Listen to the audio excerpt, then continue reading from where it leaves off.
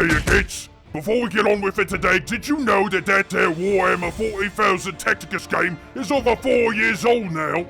I thought it didn't, but the dev boys wanted to pay me another chest full of teeth to do another one of those integration things with them. So, of course I said, yeah.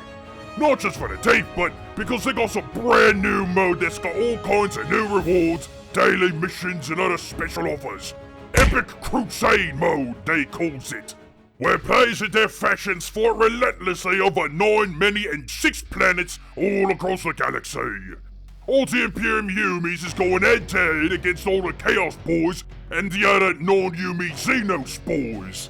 Cause who else is gonna give the Imperium a good scrap?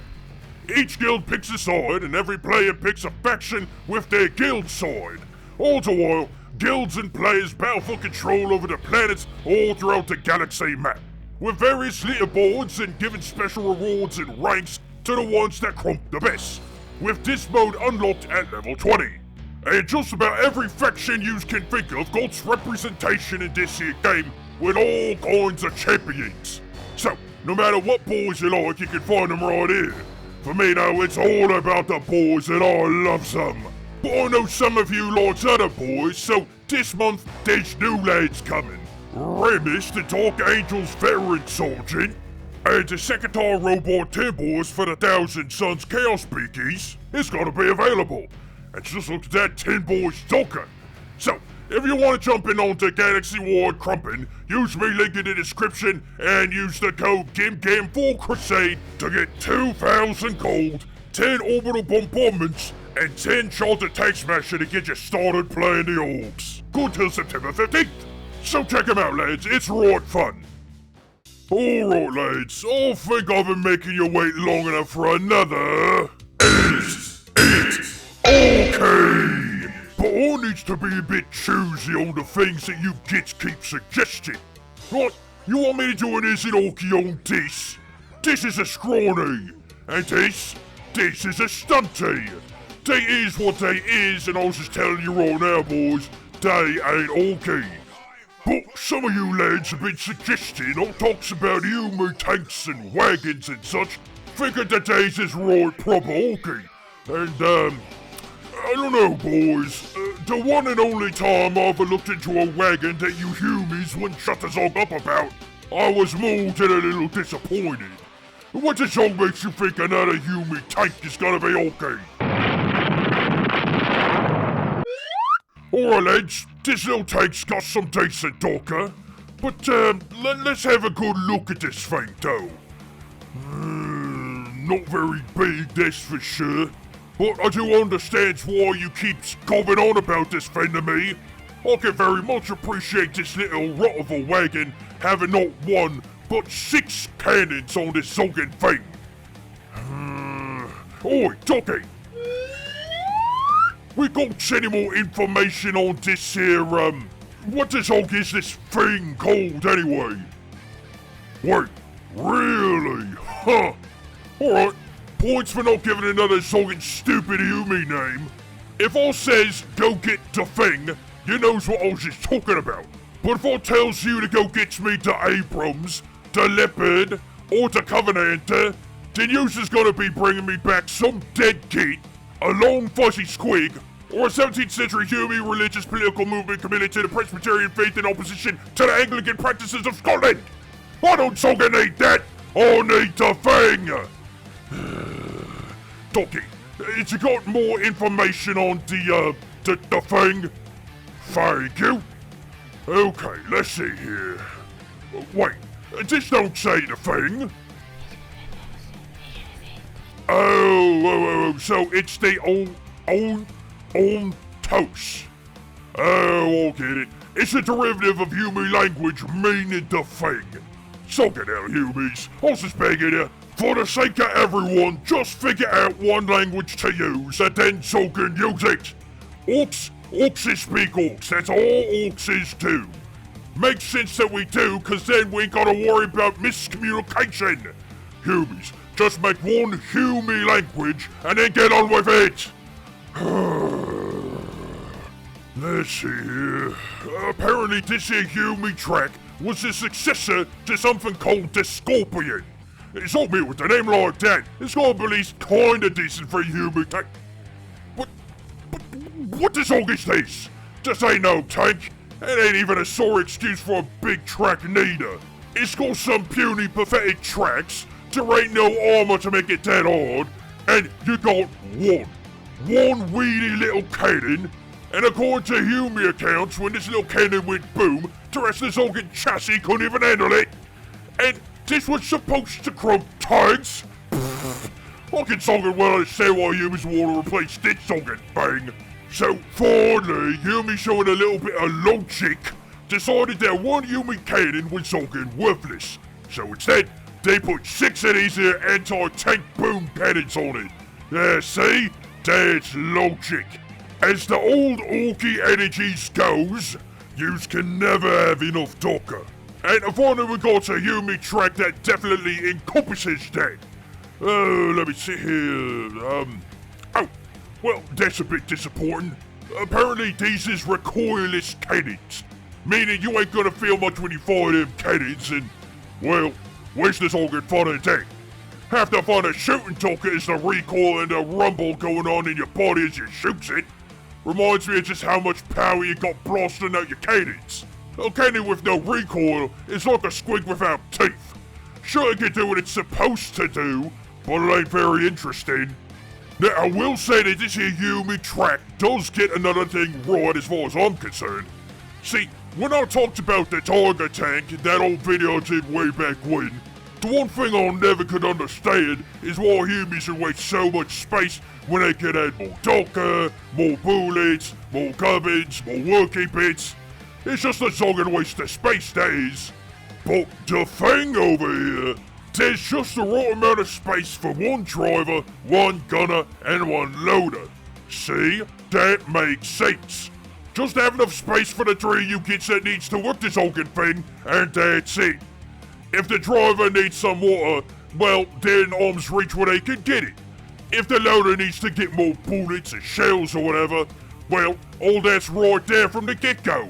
See, no wasted space, no need to reach over, nothing. You got what you needs with you right there, right where you can grab it.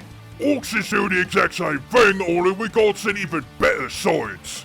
You got one driver and one gunner.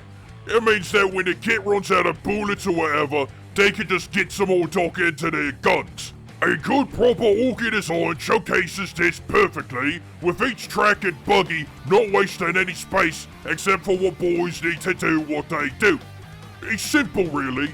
Now another thing that I do approve of when it comes to the Fing is that just like what we got some proper big tracks, the Fing's got at least one big shooter for dealing with foot slogging gates. I think it would have been better if they had 2 big shooters like what we got with the big tracks, but hey, you do what you can do. We is still working with Hume ingenuity after all, and it is going to be a bit lacking. But those tank buster cannons, oh, Song made them tank buster cannons. Not only is there 6 of them, but each of them things can shoot tank buster slugs 1 and 5 many feet away in order to crump a tank. Yeah, ours is using feet, because if you look at your feet and multiply that by the number that I says, you know exactly how far it is. None of these talking miles or meters or kilometers. Now, this is the part of the video that makes me remember that Humies is stupid and illogical. See, when the Humies was making the thing and showcasing it to all the Hume bosses, apparently the Hume bosses didn't like it. And for the dumbest of reasons. For one, Hume bosses said that there wasn't enough armor on it. But at the same time, the Hume bosses wanted a tank crumping track that would be really talking fast. Boys, this is a fundamental misunderstanding of proper physics. If something's got a bunch of armor on it, then it ain't going fast. It's heavy, and everything's don't go fast. But the thing can go 8 feet per minute. And that's not feet just a little time.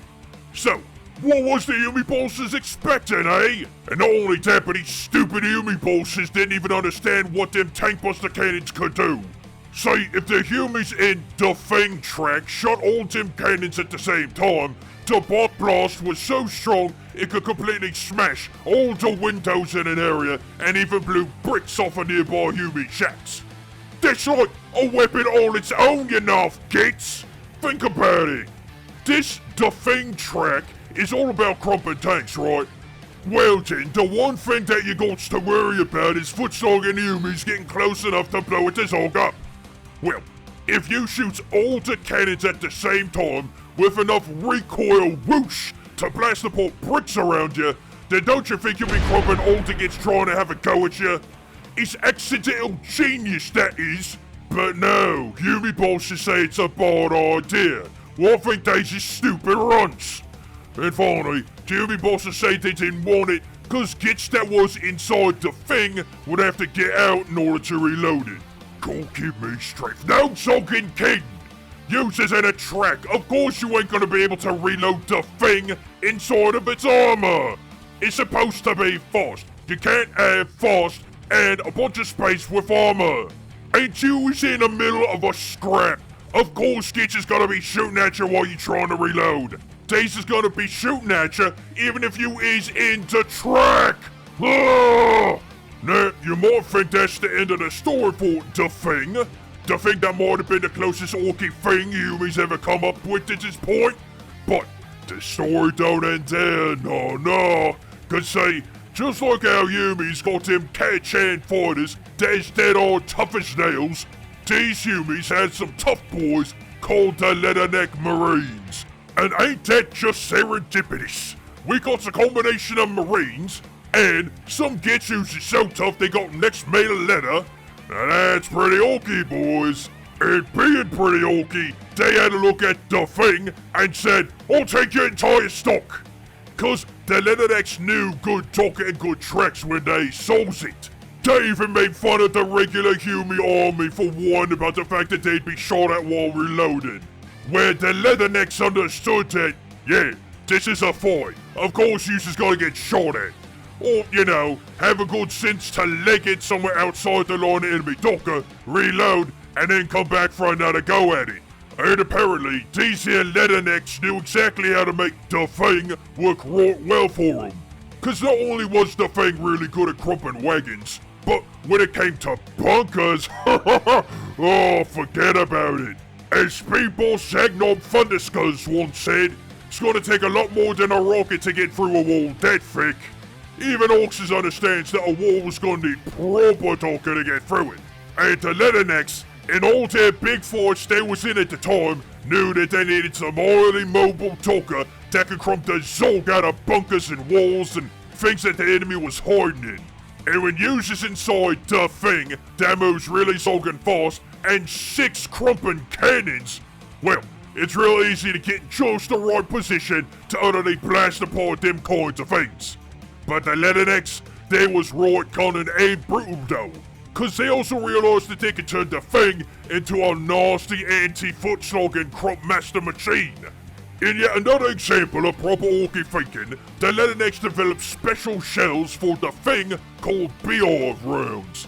Now, very similar to a rocket truck squig buggy using its propulsion cannon to launch the jar or hive for the buzzer squigs at some gates, the Leathernecks filled their hive slugs full of one and many micro metal pointy sticks, so that when they shot their beehives, all them pointy sticks stabs instantaneously and a foot-slogging gets in a radius many tusk lengths wide. So, do I think the Fing is pretty Orky? I guess I'd say so, but only because, just like wagons, tanks and tracks being weedy and stupid till a proper Ork mech modifies them into proper Orky boys use them, the Fing is only Orky cause the right kind of kids got their hands on it and knew how to make it dead killy. Thanks for watching, lads, and thanks to Tacticus for sponsoring us today. Check out that there link in the description or QR code on screen and get yourself crumping across the galaxy. And the biggest thanks to all the boys, bosses and obs donating their teeth all the time so we can make this channel have the biggest, greenest, bestest, orkest videos that there is on the YouTubes. But, as always, you little runts, sub up and sug off!